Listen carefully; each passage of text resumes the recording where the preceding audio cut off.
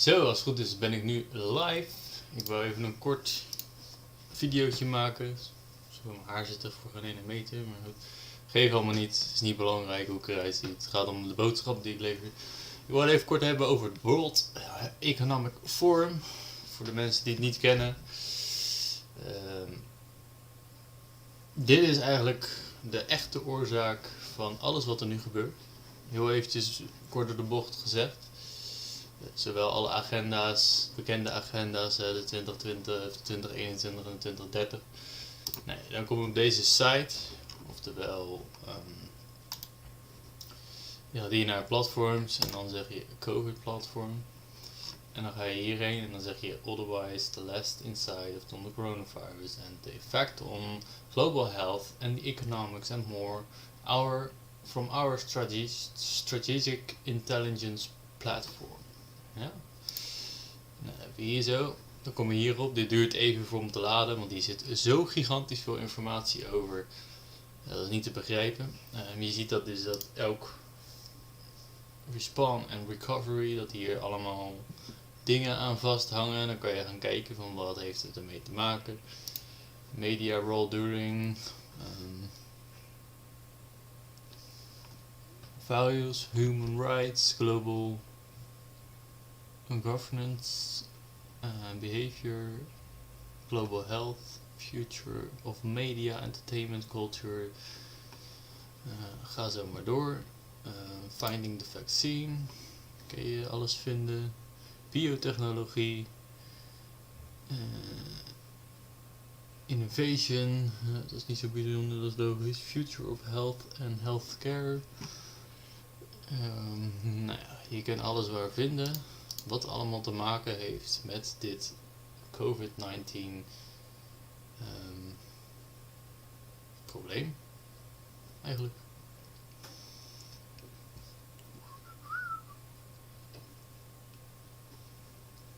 Impact on travel. Financial markets. Wat voor China. Geoeconomics. Global governance. Zie je, dus het heeft er allemaal mee te maken. China, India, Brazil, cities, finance system. Finance and monetary system. Oftewel digital internet governance. Risk and resilience, setting the financial rules, shifting democracy, growing wealth, taxation, geopolitics, institutional investors, global governance, geoeconomics. Zie je, dit heeft allemaal mee te maken. China staat heel vaak. Oké, global governance. Zo. Dat ging even iets te snel. Anti-globalism. Taxation, migration, geoeconomic, geoprofits, United States, Turkey, values, form of economic process, civil participation, oftewel deelname. Nou, wie weet COVID-19 heeft weer alles te maken dus met global governance. Rising, even kijken hoor, gaan we even terug naar COVID-19. Nou, misschien dat mensen dit wel interessant vinden. Wat 5G te maken heeft met de 5G spectrum en network needs and the geo-economic and trade impact of 5G. China, United States, geopolitics, COVID-19, internet, government, justice and law, digitale communicatie, globale governance, oftewel. Hier moet je dus voor sign up. Hier mag je niet eens dingen van zien.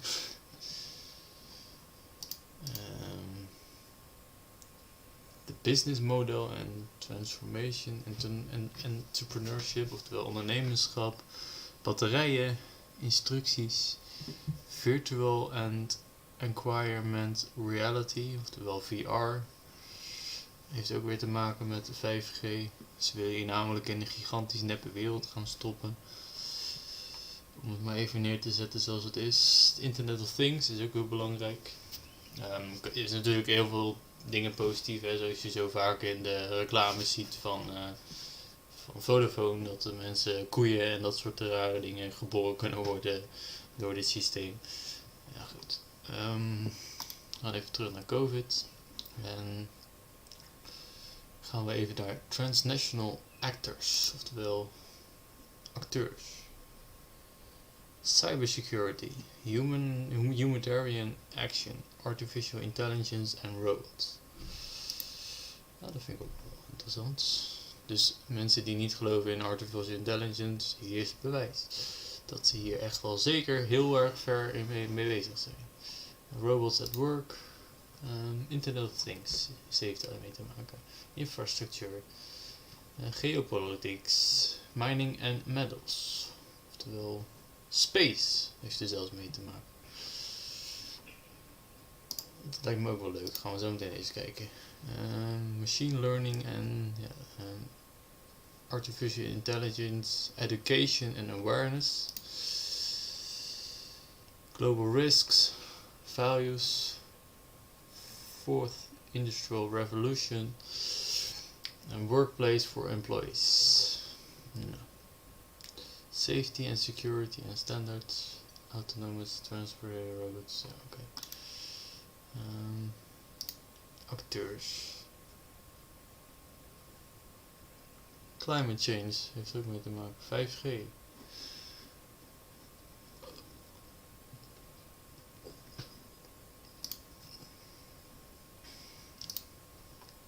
Wat heeft Turkije ermee te maken dan?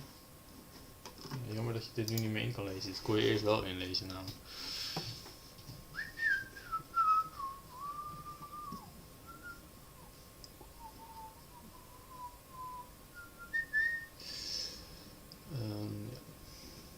Dus alles hangt aan elkaar. European Union. Gaan we daar even kijken. Europese Unie.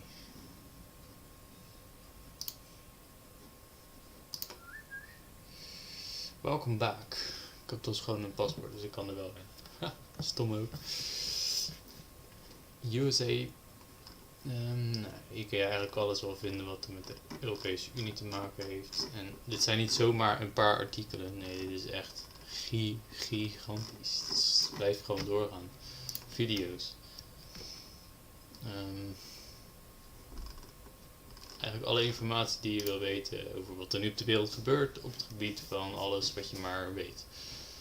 Development story, de COVID tracker in Europe, global. Nou, dat is voor degene die bekijken. Show data.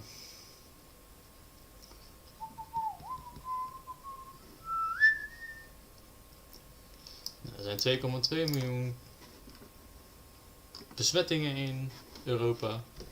Wie mooi alle. Wat is dat? In Europa. Nou, dan kun je alles nog apart doen. Dus je ziet hier dat je best wel ver komt in bepaalde data.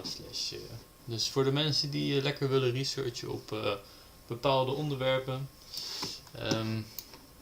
Heel logisch. Super gaaf natuurlijk als je dit wil doen. Ik heb de link ook gewoon als enige in de descriptie achtergelaten. Dus ik zou zeggen, doe lekker je ding ermee. Zoek het gewoon lekker rustig uit. Ik zeg niet per se dat dit met kwade intenties is of zo. Het zal vast met goede intenties gedaan zijn. Ik wil alleen even duidelijk hebben dat inderdaad echt alles maar met elkaar te maken heeft. Van artificial intelligence tot 5G, tot de Europese Unie. Leadership and Industrial Revolution, Canada, Geo-economics, Values, Migration. Nou, gaan we daar eens even kijken wat er over te vinden is over Migration. Global, Urban, Global Migration. Ik ga even naar de data kijken, dat vind ik vast leuk. Oh. Daar heeft ook nog veel mee te maken ook, zeg. Goedemorgen. Met global governance heeft het te maken, met innovatie, met digitale communicatie. Wat heeft migratie met digitale communicatie te maken? Ik bedoel, eigenlijk ook een hele hoop landen. Indonesië, Mexico, Afrika, India. Asbeen. Wat is dat? Video's. Reopening and reevaluate part 1. Nou, dan kan je gewoon rustig een video kijken van een uur. Waarin alles voor is.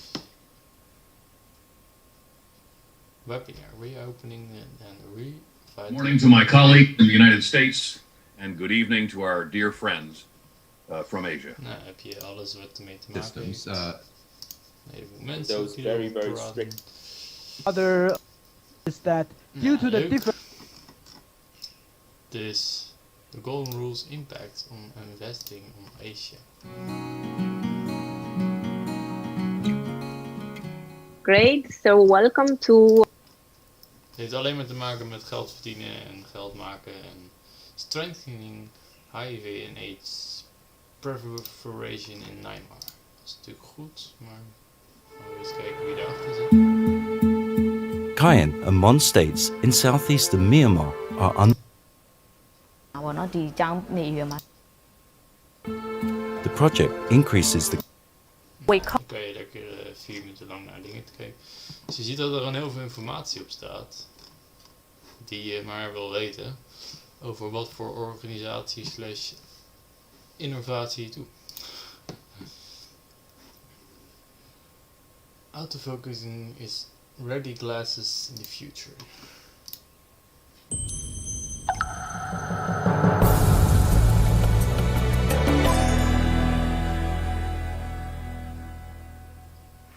Half of that focusing power left, 10 centimeters or so, but close enough. First, reading glasses. These have lenses with a single focal power tuned so that near objects come into focus, but far objects necessarily go out of focus, meaning you have to constantly switch back and forth between wearing and not wearing them. To solve this problem, Benjamin Franklin invented what he called double spectacles. Today, we call. Dat zijn wel leuke dingen natuurlijk, maar deep technology in Afrika. Je kan echt het zo gek niet verzinnen.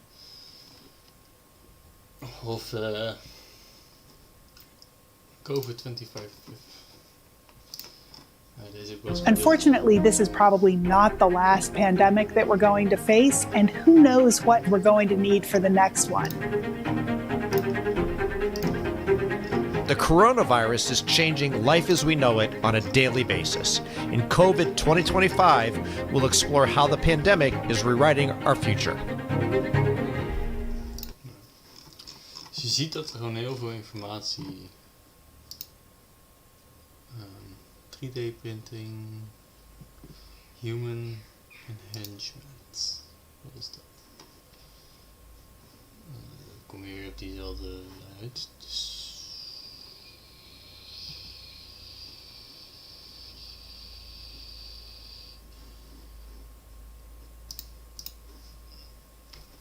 Artificial intelligence and roboting. Smart anti-epidemic robots fight COVID-19 in a row. Zetten dus al robots in tegen.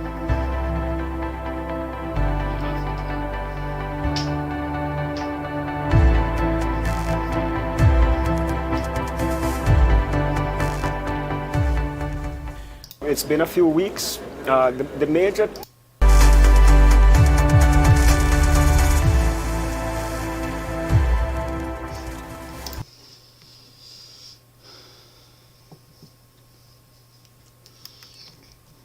is natuurlijk weer gigantisch veel. Don't really complicated thoughts to this place. And then there's second order effects. Kijk, tiny robots with giant potential. Kijk, heel veel TED. Interessante informatie. so small that it's impossible to see it. Now, the engineer in me shows us something really amazing. It says that you can build a machine that is functional, complex, smart, but all in a tiny little package. One so small that it's impossible to see it. Now, the engineer in me is just blown away by this thing, that anyone could make such a creature.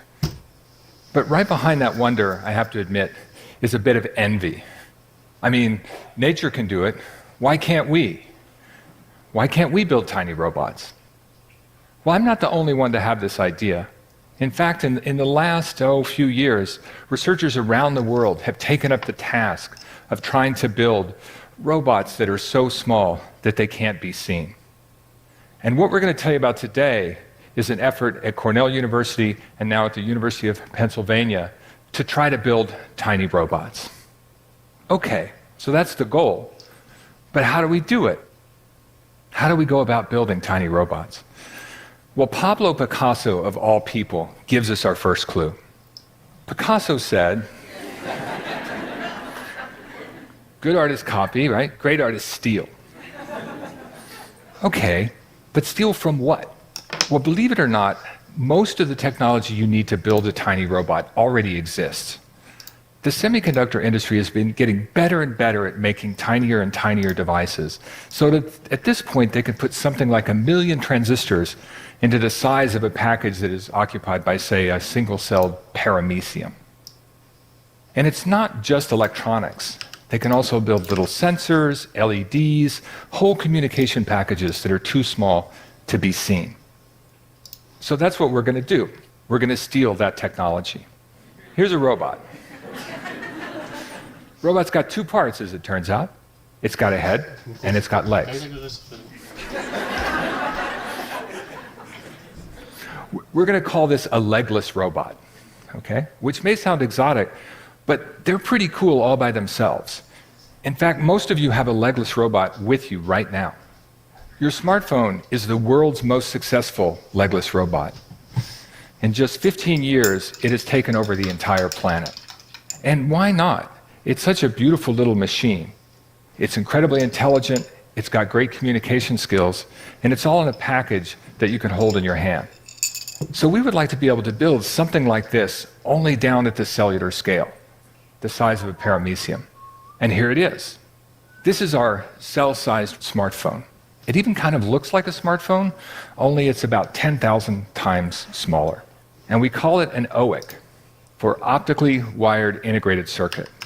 Okay, we're not advertisers, all right? But it's pretty cool all by itself. In fact, this OIC has a number of parts. So up near the top, there are these cool little solar cells that you shine light on the device and it wakes up a little circuit that's there in the middle. And that circuit can drive a little tiny LED that can blink at you and allows the OIC to communicate with you. So unlike your cell phone, the OIC communicates with light, sort of like a tiny firefly. Now, one thing that's pretty cool about these OICs is we don't make them one at a time, soldering all the pieces together. We make them in massive parallel. For example, about 1 million of these OICs can fit on a single 4-inch wafer. And just like your phone has different apps, you can have different kinds of OICs. There can be ones that say measure voltage, some that measure temperature, or just have a little light that can blink at you to tell you that it's there. So that's pretty cool, these tiny little devices. And I'd like to tell you about them in a little more detail, but first I have to tell you about something else. I'm going to tell you a few things about pennies that you might not know. So this one is a little bit older penny. It's got a picture of the Lincoln Memorial on the back. Now we're very excited about these things for all sorts of reasons. For example, we can use them as little tiny secure smart tags, more identifying than a fingerprint. We're actually putting them inside of other medical instruments to give other information, and even starting to think about putting them in the brain to listen to neurons one at a time. In fact, there's only one thing wrong with these OICs. It's not a robot, it's just a head. And I think we'll all agree that half a robot really isn't a robot at all. Without the legs, we've got basically nothing. Okay, so you need the legs too if you want to build a robot. Now, here it turns out you can't just steal some pre-existing technology. If you want legs for your tiny robot, you need actuators, parts that move. Now, they have to satisfy a lot of different requirements. So, for example, they need to be low voltage. They need to be low power, too. But most importantly, they have to be small. If you want to build a cell-sized robot, you need cell-sized legs. Now, nobody knows how to build that. There was no pre-existing technology that meets all of those demands. To make our legs for our tiny robots, we had to make something new. So, here's what we built. This is one of our actuators, and I'm applying a voltage to it. When I do, you can see the actuator responds by curling up. Now, this might not look like much, but if we were to put a red blood cell up on the screen, it'd be about that big.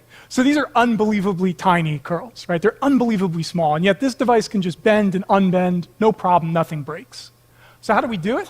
Well, the actuator is made from a layer of platinum, just a dozen atoms or so thick. Now, it turns out that if you take platinum and you put it in water and you apply a voltage to it, atoms from the water will attach or remove themselves from the surface of the platinum, depending on how much voltage you use. This creates a force, and you can use that force for voltage-controlled actuation. The key here was to make everything ultra thin. Then your actuator is flexible enough to bend to these small sizes without breaking, and it can use the forces that come about from just attaching or removing a single layer of atoms. Now, we don't have to build these things one at a time either. In fact, just like the OICs, we can build them massively in parallel as well. So here's a couple thousand or so actuators, and all I'm doing is applying a voltage. And they all wave, looking like nothing more than the legs of a future robot army. So now we got the brains and we got the bronze. We got the smarts and the actuators. The OICs, they're the brains. They give us sensors, they give us power supplies, and they give us a two-way communication system via light. The platinum layers, they're the muscle. They're what's going to move the robot around. Now we can take those two pieces, put them together, and start to build our tiny, tiny robots.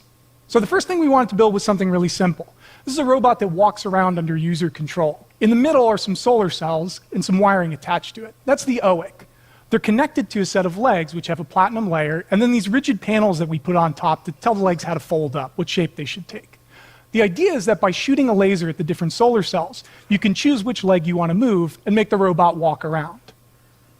Now, of course, we don't build those one at a time either. We build them massively in parallel as well. We can build something like 1 million robots on a single 4-inch wafer. So for example, this image on the left, this is a chip. And this chip has something like 10,000 robots on it. Now, in our world, the macro world, this thing looks like it might be, a new microprocessor or something. But if you take that chip and you put it under a microscope, what you're going to see are thousands and thousands of tiny robots. Now, these robots are still stuck down. They're still attached to the surface that we built them on. In order for them to walk around, we have to release them. Now, we wanted to show you how we do that live, how we release the robot army.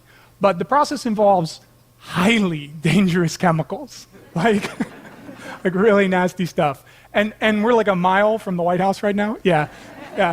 They wouldn't let us do it. So, so we're going to show you a movie instead. What you're looking at here are the final stages of robot deployment. We're using chemicals to etch the substrate out from underneath the robots. When it dissolves, the robots are free to fold up into their final shapes. Now, you can see here the yield is about 90%. So almost every one of those 10,000 robots we build, that's a robot that we can deploy and control later. And we can take those robots and we can put them places as well. So if you look at the movie on the left, that's some robots in water. I'm going to come along with a pipette, and I can vacuum them all up. Now, when you inject the robots back out of that pipette, they're just fine. In fact, these robots are so small, they're small enough to pass through the thinnest hypodermic needle you can buy. Yeah, so if you wanted to, you could inject yourself full of robots. I think they're into it. Okay, on the right is a robot that we put in some pond water. I want you to wait for just 1 second. Hit? You see that? I was no shark. I was a paramecium. So that's the world that these things live in. Okay, so this is all well and good, but you might be wondering at this point, well, do they walk, right? That's what they're supposed to do. They better. So let's find out. All right, so here's the robot, and here are its solar cells in the middle. Those are those little rectangles. I want you to look at the solar cell closest to the top of the slide. You see that little white dot? That's a laser spot. Now watch what happens when we start switching that laser between different solar cells on the robot. Off it goes. All right. Off goes the robot marching around the micro world. Now, one of the things that's cool about this movie is I'm actually piloting the robot in this movie. In fact, for 6 months, my job was to shoot lasers at tiny cell-sized robots to pilot them around the micro world. It was actually my job.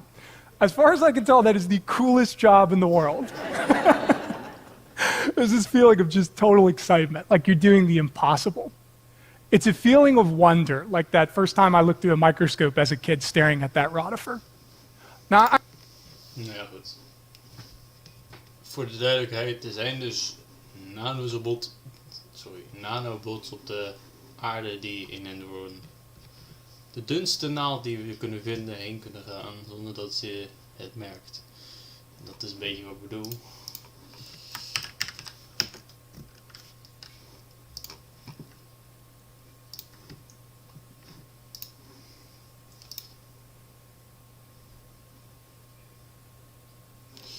Een RNA-vaccin of een mRNA-vaccin is een nieuw type vaccin dat het verschaffen van verwording van immuniteit via het RNA bevattende vector zoals lipnanodeeltjes. Nanodeeltjes gebruikt. Nou, dat hebben we dus net gezien hoe dat werkt. Nog eventjes wat leuks. COVID-19 RNA.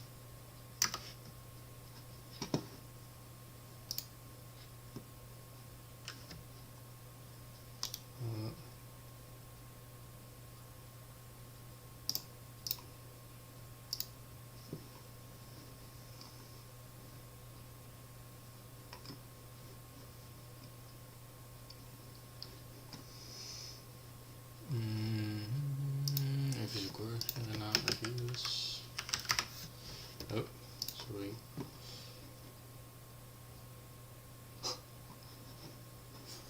Ik heb direct alle informatie. Even kijken hoor, SARS. Soms vragen.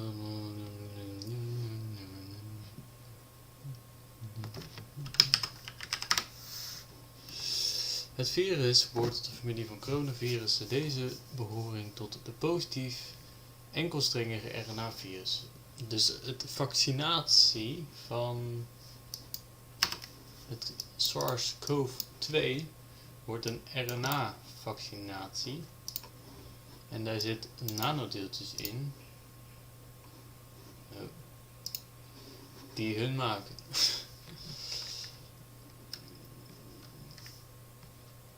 Leg zelf de link maar. Ik voor de rest ga ik geen argumenten geven of weet ik wat. Bij mij klinkt dat aardig verdacht. Het kan natuurlijk positief gebruikt worden, het kan negatief gebruikt worden, maar goed. Robots at work, machine grouping and coordination. Even kijken of we nog meer leuke video's kunnen maken. Time-lapse recording of building a living robot.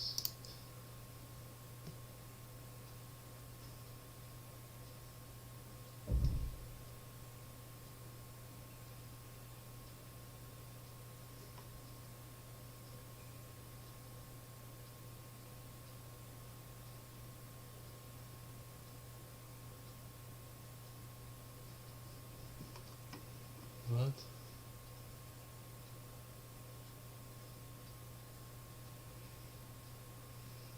Wat zijn ze aan het doen?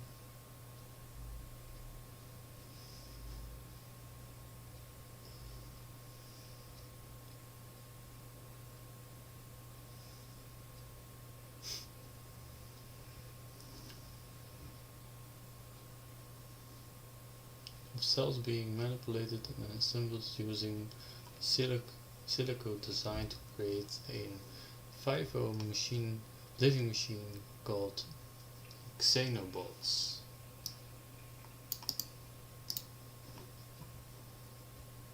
Xenobots, genoemd in een Afrikaanse klauwkikker. Het zijn sentimentele organisaties. Ja, oké.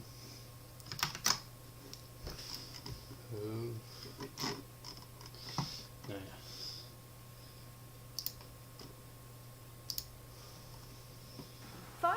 is supposed to be possibly 100 times faster than 4G, but at the base of it, some say that it's going to revolutionize how we live our daily lives. But is it really? 5G definitely matters because it impacts how we work, how we live, how we learn. Nou goed.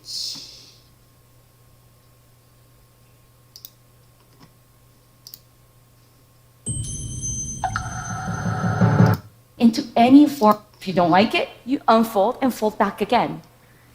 Any 3D form can be made from 2D surface by folding. So the new generation robogamis actually serve a purpose. For example, this one actually navigates through different terrains autonomously. So when it's a dry and flat land, it crawls. And if it meets a rough terrain, it starts rolling. It does this. It's the same robot, but depending on which terrain it meets, it activates different sequence of actuators that's on board. And once it meets an obstacle, it jumps over it. It does this by storing an energy. Welcome to the first issue briefing of the annual meeting of New Champions 2019. I'm Oliver. Unlocking the Industrial Internet of Things. Video niet beschikbaar. Oké.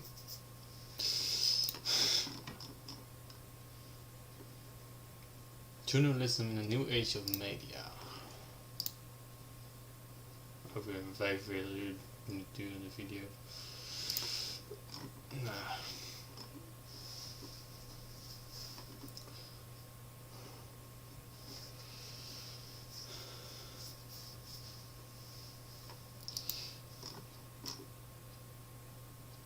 New kind of door. So we're here. Nou, je ziet dat er gewoon gigantisch veel informatie te vinden is over artificial intelligence. We hebben niet eens artikels gelezen. New biological morphodic methods for evolutionary design and robot bodies. Nou, dan kan je lekker een artikel gaan lezen.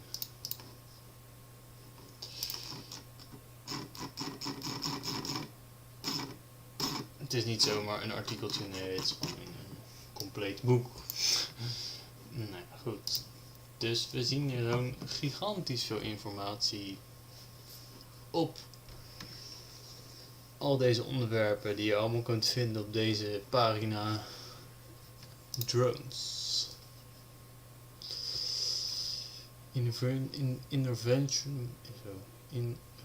Environmental presentations. Actic for space. Drones in space. Oftewel drones in de ruimte. The ocean.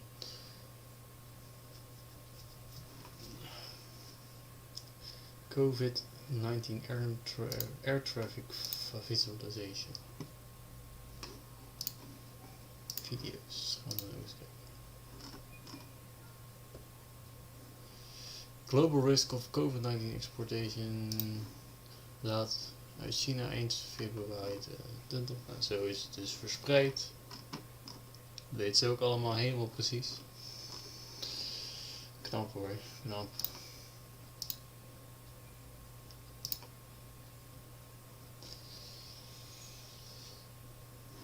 Dit vind ik ook zo mooi, dat je niet weet hoeveel mensen er hersteld zijn. Er zijn 8,24 miljoen mensen besmet.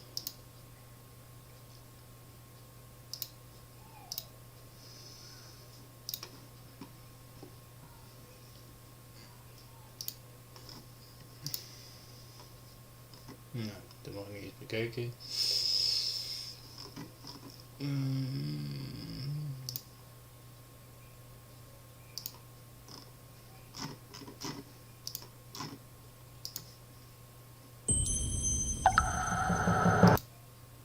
How much do we really know about our oceans?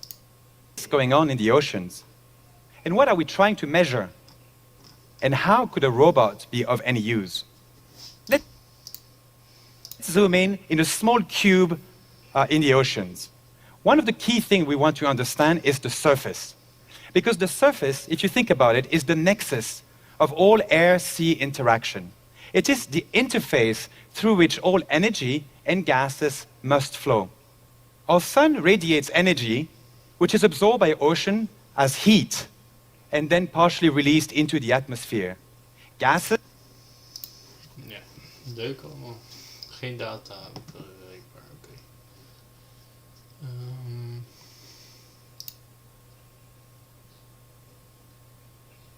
Politici and social impacts, no data. Data capture. Geen data. IA and machine learning, no data. Video's.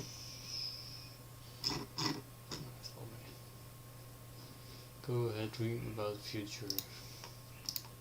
Harvey. To help solve global problems, look to developing countries. And how to fleet of wind powered drones in charging our understanding of the ocean. Dat hebben we al gedaan. How will people travel in the future? Hollywood movies have envisaged a future of hoverboards and flying cars. These imaginary machines might not be too far from reality. By 2030, a quarter of shared passenger miles travelled on America's roads could be in self-driving vehicles. It's believed 8 out of 10 people will be using robo-taxis in cities where available by 2035. There will also be more emphasis on sharing journeys. All this could reduce the number of cars on city streets by 60%, emissions by 80%, and road accidents by 90%. And then there are flying cars, or more accurately, passenger drones and helicopter hybrids. Uber is investing heavily in this technology. Los Angeles, Dallas, and some states in Australia could see test flights within a couple of years. But these cross-city flights will require changes to air traffic control systems, which will probably take longer to develop than the flying vehicles themselves. Travelling across country could be far quicker too. China is leading the world in high-speed bullet trains that are capable of travelling over 400 kilometres per hour. By 2020, 80% of the country's major cities could be linked to the network. But for high-speed travel, the ambitious Hyperloop could leave bullet trains in the dust. It's an ambitious system in which pods move along tubes in a near vacuum. The lack of air resistance means pods could reach speeds of over 1,000 kilometres per hour. Virgin wants to deliver a fully operational Hyperloop system by the mid-2020s. The company claims its Hyperloop pods could travel from Los Angeles to Las Vegas in 30 minutes. But the potential dangers of travel at such great speeds and the cost mean the Hyperloop will not be a reality for decades. In the air, the makers of supersonic jets are promising to slash travel times too. Ariane wants to carry 12 passengers in luxury at 1.4 times the speed of sound, about 60% faster than typical aircraft today. And rival Boom hopes to be flying its supersonic airliner by 2023, carrying 55 passengers up to 2.2 times the speed of sound. Skeptics say these ideas are impractical and expensive, with many technical challenges to overcome. Despite this, tech and engineering companies are boldly taking up the challenges of passenger transit, promising to propel us into the future.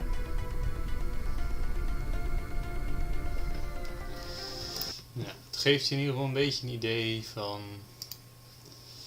wat er allemaal gebeurt op de wereld. Daarom wou ik dus deze site een beetje laten zien. Hier vind je alle nieuwe snufjes die je maar wilt weten over het onderwerp wereldverandering. Farmers in Rwanda are entrepreneurs and change makers, driving irrigation development, making their own decisions about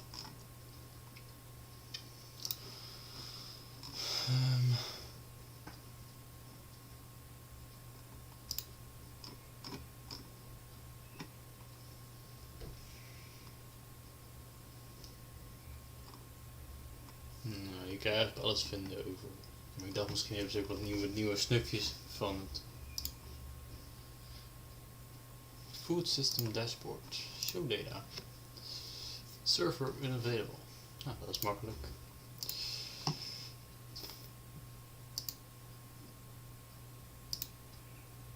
Oh.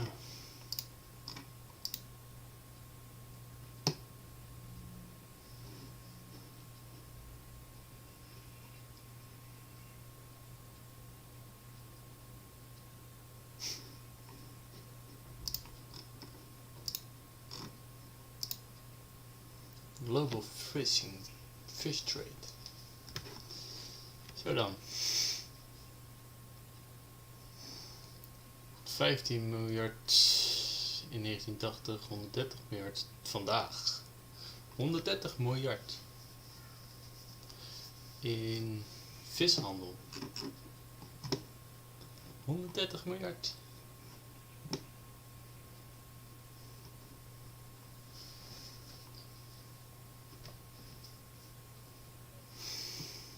Bizar. Dus.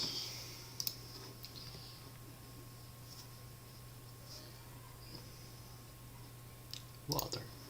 Te aan water. Data om water schoon te houden.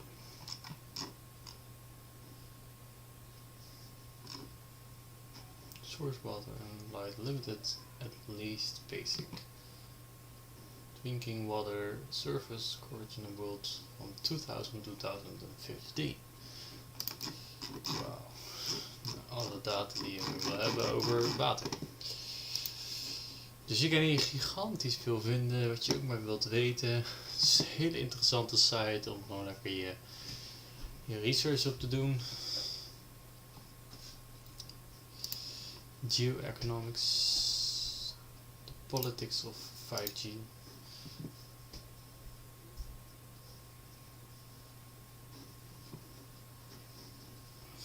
The 5G wireless network and the fast internet speeds they promised have been built as essential for economic process, but rollout of the technology has been complicated by geo-economic shuffling. This visualization highlights both where 5G is available and where it's made being available by equipment provided by Chinese tech giant Huawei. Alleen maar Huawei. Nou.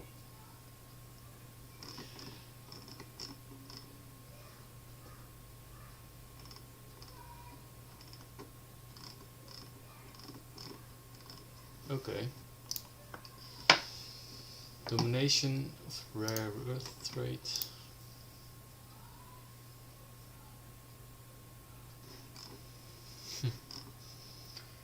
Global research of Chinese tech giants. Global research of Chinese tech giants. Chinese technology reach how spans the global many times over. This visualization based on Australian strategic policy institution data tracking the expanding global footprints of the 12 biggest Chinese tech giants, including Huawei, Hikvision and Baidu since 2000. Dus dit is allemaal opgezet sinds 2000. Dus deze heel vaak terug.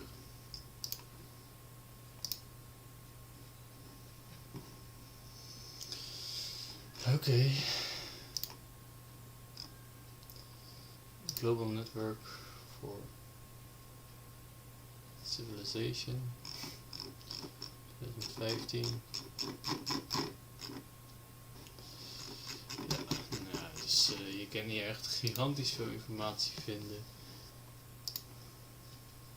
Economic weapon, Iran, United States. Nuclear security, geopolitics, European Union, financial and monetary system. Daar nog even wat kijken. Taxes and greater goods.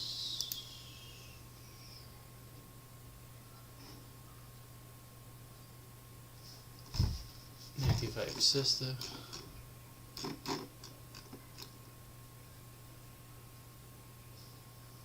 Ziet Nederland eruit hier? Oh.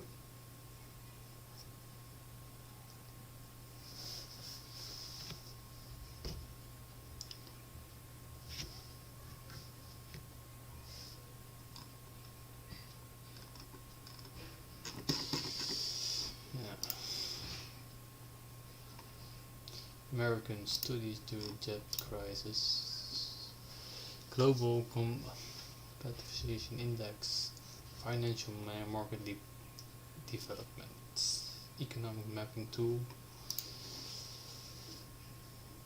Financial strain. Health pressures. Analyze it. The unprecedented economic crisis sparked by the COVID-19 pandemic has required economic policymakers to respond with great speed. But when future shocks arrive, our research suggests that governments could deliver fiscal stimulus even faster, more smoothly, and more predictably right at the onset of a crisis. The idea builds on an important fiscal tool economists call automatic stabilizers. They're devices built into governments' budgets that automatically provide more spending and demand for the economy during recessions, and then reverse course in a recovery. Progressive tax codes are an example. If the income of a household declines, what's owed in tax decreases right along with it. Or take unemployment insurance. More help is offered when people need it most, as an economy slows and job losses climb. In both examples, the relationship between economic need and government action is automatic. Progressive tax codes and unemployment insurance exist in most countries, but they only go so far in stabilizing the overall economy, since their primary goal is to help people through tough times. So how can countries apply the idea to larger macroeconomic conditions? You might say, by following the rules. We call it rules-based fiscal stimulus. And in this approach, fiscal stimulus occurs automatically as certain indicators, like a rise in the unemployment rate or in unemployment insurance claims, change over weeks and months. To make it work, countries act in advance to put a rules-based approach in place for deploying fiscal stimulus measures whenever such indicators might merit. Ja, India's economy and COVID. Sound of the economic life. China's financial system opening up the system risks. 40 minuten. China, because more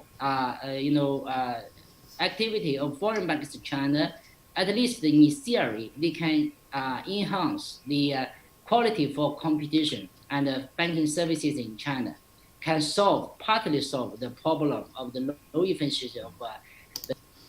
Wow, zo goed aparte.